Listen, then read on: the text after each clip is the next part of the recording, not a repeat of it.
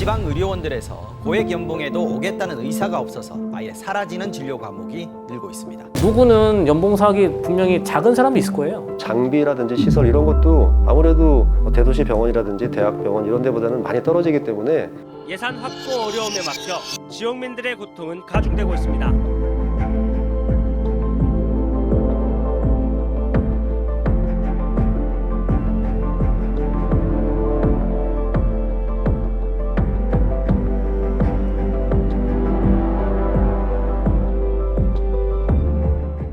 네, 안녕하세요. 온리아이 성형외과 황진 원장입니다.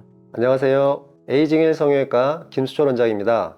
안녕하세요. 정우성형외과 이정우 원장입니다. 의사로서 내 일뿐만이 아니고 다른 분야에 있는 사람들하고도 생각을 더 공유하고 이러면은 더 도움이 될 수 있으니까 그런 취지에서 저희가 자리를 마련했다고 생각을 하고요. 전문으로 하시는 분들 사이에서조차 이제 의견이 갈리는 내용이기 때문에 이런 부분에 대해서 조심스럽습니다만은 이런 사람들은 이런 의견을 가지고 있다. 같이 보여드리는 것도 의미 있지 않겠냐 해서 주제 너무 어려운데요. 지방의료원 응급실 연봉 사업 파격 조건의 지원자는 적다. 요거에 대한 얘기를 한번 해보도록 하겠습니다.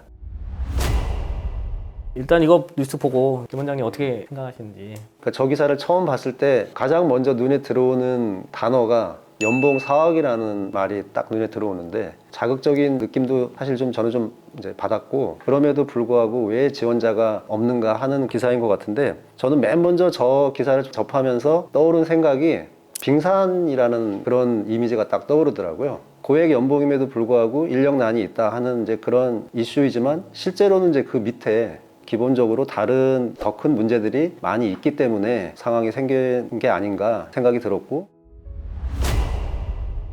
그쵸, 이게 모든 게 숫자도 다 상대적이고 지원자 한 명? 뭐 몇 명 모집하는데 몇 명이냐 이것도 없이 그냥 제목 자체가 너무 좀 자극적으로 물론 뉴스니까 그럴 수도 있는데 도대체 왜 기존에 있던 사람도 나가니까 뭐 새로운 사람도 안 뽑힌다. 왜 도대체 파격 조건인데도 왜 사람이 있지도 않고 나가는지에 대한 부분을 먼저 생각을 해봐야지 자꾸 뭐 얼마를 줘도 안 온다 얼마를 줘도 안 온다 뭐 대학에 있는 교수님들 얘기 들어보면은 요즘 레지던트나 이런 그 선생님들은 이 생활에 대한 어떤 그 흔히 워라밸이라 그러죠. 예, 그런 부분을 아무래도 많이 생각할 수도 있을 것 같고요. 응급실에 근무해봤던 적 있으신가요 혹시?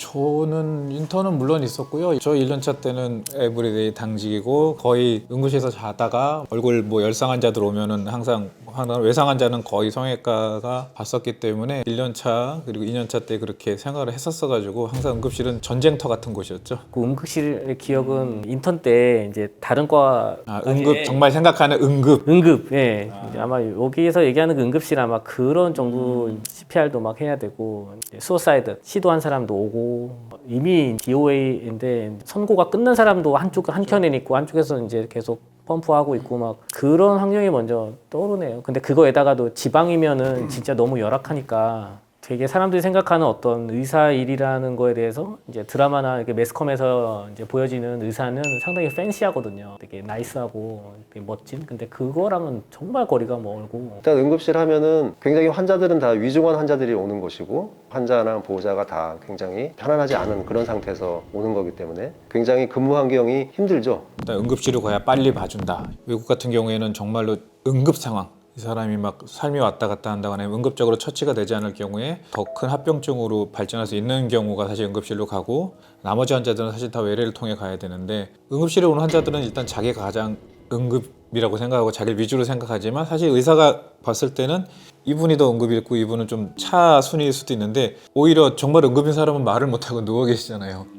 근데 덜 응급인 분들은 이제 내가 이렇게 아픈데 날 안 봐준다 하면 고성을 낸다거나 이렇게 불편하게 하는 경우도 좀 많이 발생하는 곳이라 아무래도 응급실에서 근무하는 선생님들은 더 많이 힘드실 것 같기는 합니다. 그리고 근무 시간도 응급실은 거의 24시간 일하는 게 루틴으로 많이 돼 있으니까 근무 시간 또 근무 강도 이런 것들이 굉장히 힘들죠.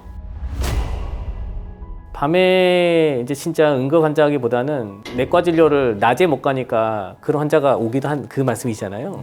예를 들어서 내과 병원도 낮 내과 병원 따로 있고 밤 내과 병원 따로. 왜냐면 요즘 다 사람들이 일하는 게 낮밤이 바뀌는 사람도 워낙 많기 때문에요. 밤 9시에서 아침 6시까지 내과 그러면 이제 그 직원들도 만약 그게 딱 맞으면 일반 진료 보는 밤병원이 만들어지면은 응급실로 안 가도 되는 환자가 이제 그러니까 야간 진료를 확대하는 개념이네요. 네네네네. 네. 저희 성형외과 중에서 이제 늦은 시간까지 하시는 선생님들 계시잖아요. 의사 자체가 그거에 대한 수요를 느끼고 공급을 해야겠다고 생각을 들면은 당연히 공급자가 그걸 늘리는 거가 되는 거잖아요. 네네네. 신선하고 좋은 생각이라고 그런 생각은 드는데 바로 또 떠오르는 생각이 사실 그렇게 되면 거의 응급실 개념처럼 될 것 같은데 또 내과 환자만 오는 게 아니라 뭐 각종 트라우마 그렇죠. 환자가 온다든지 네. 밤에 열려 있으니까 그냥 과의 구분 없이 외과 진료 보는 거기서는 자기들끼리 이제 밤내과 밤내과 있고 소아과는 진짜 거의 응급실로 가니까 밤소아과만 있으면은 되게 낮에 엄청 밀려 있어요. 아침에 가면. 소아과가 오픈런한데요. 소아과 문 열기 전에 앞에 줄 서 있다가 문 열면 따라서 막 요새 애를 안 낳아서 오히려 환자가 점점 떨어지는 과가 소아과가 아닐까라고 생각이 되는데 그만큼 이제 소아과나 이런 과들을 기피한다는 현상이 많이 지금 없어졌기 때문에 네. 많이 없어졌으니까 또 남아있는 소아과는 전문의 선생님들도 또 많이 어플라이를 안 하고 실제로 제출되는 전문의 숫자가 예를 들어서 뭐 그렇겠네. 저희 과 얘기긴 하지만 통계상 180% 정도 저희는 TO에서 넘어가는데 소아과나 뭐 산부인과는 한 50% 반밖에 안 채워진다고 하니까 사실 앞으로 지금도 그렇지만 흉부외과 선생님들도 거의 모든 병원에서 레지던트 선생님들이 없죠. 채워져 있는 데가 없잖아요. 없죠. 흉부외과는요. 네. 뽑는 사람들은 파격 조건이지만 가는 사람이 없다는 건 결국에는 수요 공급에서 안 맞는 거잖아요. 예, 안 맞는 건데 그럼 왜 수요가 안 오는지 생각해 봐야 되거든요. 후배 응급의학과 교수한테 전화를 한번 해봤어요. 그래서 이런 주제에 대해서 한번 얘기를 해봐야 되는데 과연 이게 그렇게 파격적인 조건이냐 라고 하니까 요 연봉의 수준이 경기 남부권 연봉보다 한 10% 정도? 10% 정도 조금 많은 편이고요. 그다음에 그렇게 많은 조건은 아니네요. 네, 그리고 여수 이렇게 남쪽 대도시 있죠. 남쪽에는 좋은 환경에는 조건과 거의 비슷한 조건이라고 얘기를 하더라고요. 여기에 가면은 일단 어느 정도 좀 갖춰진 병원에 응급의학과에 봉직으로 들어가게 되면은 뭐 인턴 선생님이나 이렇게 같이 진료를 볼 수 있는 선생님들이 계신데 국립병원 쪽으로 가게 되면 이제 모든 그 프로시저를 다 하셔야 혼자 다 되는, 해야 예, 되는 혼자 거죠. 다 해야 되는 네. 조건이라고 얘기를 하니까 요즘 알바도 보면은 뭐 시급 얼마도 중요하지만 뭐 거기서 어떤 일을 하는 건지 그쵸. 흔히 꿀 복지. 네, 꿀알바라고 얘기하는 거 있잖아요. 책보다 나오면 되는 알바도 네, 있지만 네, 네, 막 네, 네. 화장실 청소하고 뭐 바닥 닦고 뭐 집 날르고 이런 알바가 똑같이 시급이면은 결국에는 이 조건이 파격적인지 아닌지는 그런 걸 따져봐야지 단순하게 이런 자극적인 제목으로 마치 의사들이 돈이 많이 줘도 안 가는 네. 거에 대해서 이렇게 부각시키는 내용인 것 같아서 조금 바람직한 기사 내용이라고 생각 들지는 않아요. 제가 생각할 때는. 돈에 너무 이제 연봉 4억이라는 그죠. 그게 일반적으로 너무 강하게 나오기 그죠. 때문에 굉장히 큰 돈이죠. 거기에 사실 좀 이렇게 포커싱이 된 조금 자극적인 면은 있는데 그럼 무슨 의도가 있을까요? 의사 부족하다로 몰아가가지고 이제 여기 이제 공공의료, 그 예, 만들려는- 공공의대를 만들려고 하는 건데 공공의도 만든 거에 대해서 어떻게 생각하세요? 배분의 문제지 숫자의 문제는 아니라고 생각하거든요. 의사뿐만 아니라 일반 직장인이라면 셀러리맨이라면은 당연히 가족하고 항상 내가 아침에 일어나가지고 출퇴근 시간이 짧고 가족들하고 주말에는 보낼 수 있는 어느 정도의 직장하고의 거리 그리고 근무 자체가 딱 1년만 하고 나서 내 커리어에 전혀 도움이 안 되는 일이냐 미래를 더 바라볼 수 있는 직장이냐 아니냐 여러 가지가 다 포함돼서 그죠. 수요 공급의 원리에 의해서 시장이 정해주는 건데 그 숫자 사실 뭐 누구는 연봉 사각이 분명히 작은 사람도 있을 거예요.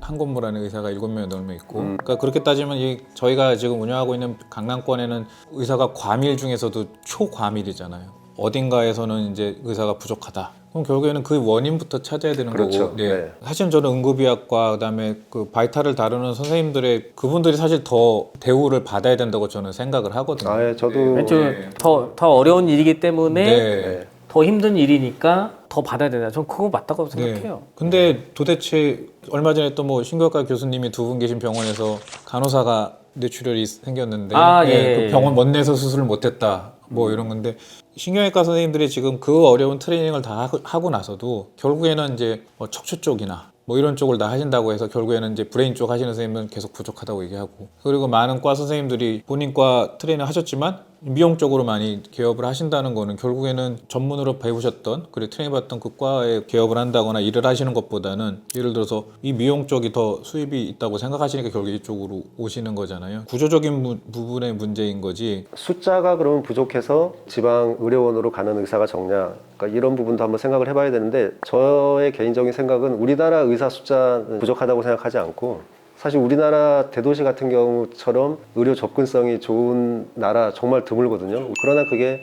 대도시에 편중돼 있다는 게 이제 분배의 이제 문제가 있는 것이 저는 더 큰 부분이라고 생각이 되고, 지방 의료원 인력이 적기 때문에 혼자서 다 해야 되거든요. 개인적인 근무 환경이 힘들고 그런 부분이 있을 거고, 또 장비라든지 시설 이런 것도 아무래도 대도시 병원이라든지 대학병원 이런 데보다는 많이 떨어지기 때문에 그런 진단과 치료가 적절하지 않게 됨으로 인해서 혼자 책임을 져야 되는, 커질 수 있는 이런 부분도 이제 어려운 점이 아닐까. 또 뭐 잘 아시겠지만 또 사회적으로 대도시 쏠림 현상이 이제 많다 보니까 어떤 사회적인 인프라, 뭐 교육도 마찬가지고 주거, 문화생활 이런 부분들이 의사도 가족이 있을 텐데 생활을 풍요롭게 하기 힘든 이제 그런 여건인 곳으로 가기는 아무래도 힘들겠죠. 나라를 생각하고 의료계를 생각하는 입장에서 어떻게 한번 해결해 볼 수 있을까 한번 해보실까요? 일단 의료는 공공재 성향이 좀 많이 있잖아요. 아무리 저희가 시장경제 어쩌고 해도 일단은 가장 필수적인 삶과 연관된 부분이기 때문에 어느 정도는 말씀하셨던 그런 공공의료 부분이 분명히 어느 정도 받쳐줘야지만 어떤 지방의 어려운 분들이나 이런 분들이 의료를 만날 수 있는 거고, 그 부분에서는 공공의료를 확대해야 되는 부분은 분명히 있는 거죠. 대부분 공공이라고 하면은 자꾸 이렇게 질이 나쁘고 뭐 싸고 이렇게 자꾸 되잖아요. 결국에는 좀 더 좋은 서비스로 좋은 의사를 더 좋은 조건으로 그곳에 공급을 해주는 건 사실 국가가 해야 될 일인 거고, 그런 의미에서 이제 의사의 숫자를 늘려야 된다라고 얘기를 하는 거잖아요. 지금 사실 진짜로 의사 숫자가 부족한 거냐? 그거 아니지고 아까 말씀하셨던 대로 이제 분배의 문제니까 좋은 선생님들이 잘 갈 수 있도록 분배를 잘 해줘야 되는데 그만한 조건을 제시해 주되, 저는 결국에는 또 하나의 가장 큰 문제는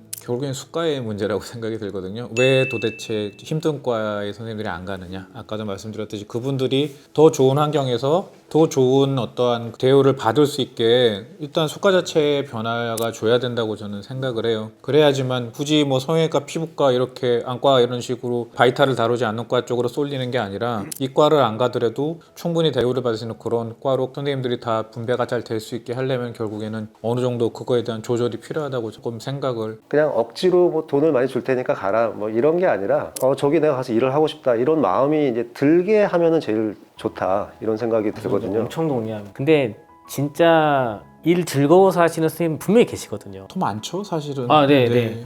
근데 그런 분들이 막 하다 보면 지치는 게 뭐냐면, 내가 이거를 소명의식 가지고 난 이게 내 천직이고 난 이게 너무 맞아서 열심히 하는데 돌아섰더니 다른 거가 자꾸 걱정이 생기는 거예요. 나는 아침에 일어나서 잠잘 때까지 내 일만 하다가 자는데 돌아서면 예를 들어서 소승에 휘말려서 다른 스트레스 또 안고 가야 돼요. 사람들이 내가 이걸 해줬을 때 고마워하면 이게 보람이 느껴지잖아요. 그렇죠. 그러니까 내가 이걸 할 때 뿌듯함이 느껴지면은 이 일을 하고 싶거든요. 돈 아니어도 내가 했을 때 그 뿌듯함이 있으면은 하게 되는데, 내가 응급실에서 일을 할 때 사람들이 나를 멋지게 생각해 준다. 내가 일을 하고 있을 때 내가 진짜 의미 있고 가치 있는 일이다. 그리고 집에 가서 잠깐 잘 때 돌아서면 그래도 일만 생각할 수 있게 어느 정도의 그 환경이 다른 거 걱정은 없이 일만 할 수 있게 정도만 되면 난 너무 행복하다. 약간 이렇게만 만들어주면은 저도 그렇게 되게 생각해요. 그 바닥에는 다른 문제들이 더 깔려 있는 거기 때문에 그런 부분들, 본인이 저기 가서 일을 하고 싶고 저기 가서 가족들하고 여가 생활도 잘 즐기고 워라밸도 잘 즐기고 인프라가 구축이 되면은 저절로 갈 것이다. 그런 생각이 들기 때문에 그런 장기적인 관점에서 접근해야 될 부분이라고 생각이 되고, 단기적으로는 의료 취약계층의 의사들이 많이 없는 건 맞기 때문에 아까 이 원장님 말씀대로 약간은 국가에서 좀 나서서 의사들을 조금 강제적으로 많이 보내주는 게 필요하지 않을까. 그래서 뭐 공공임상제도, 지금 국립대 뭐 의사들은 의료원에 뭐 파견을 좀 보낸다든지, 그리고 공공병원과 그런 의료원 전공의 수련을 뭐 같이 병합을 한다든지, 의사들이 많이 안 가는 그쪽에서도 갈 수 있게 이런 것들은 좀 단기적으로 정책을 좀 펴서 보충을 해주면 좋겠다는 생각이 들고, 한 10% 정도 그 공공임상 교수 모집 인원이 150명 정도인데 10% 정도만 신청이 돼 있다 그러는데 그것도 제가 보기에는 그거를 가게 되면 그거에 맞는 보상을 그렇죠. 해줘야죠. 근데 네. 단순하게 그냥 모집합니다라기보다 제가 보기에 거기 간다고 하신 분들은 그거에 맞는 또 대접을 해줘야지 선생님들이 네. 교수님들이 또 가실 거 아니에요.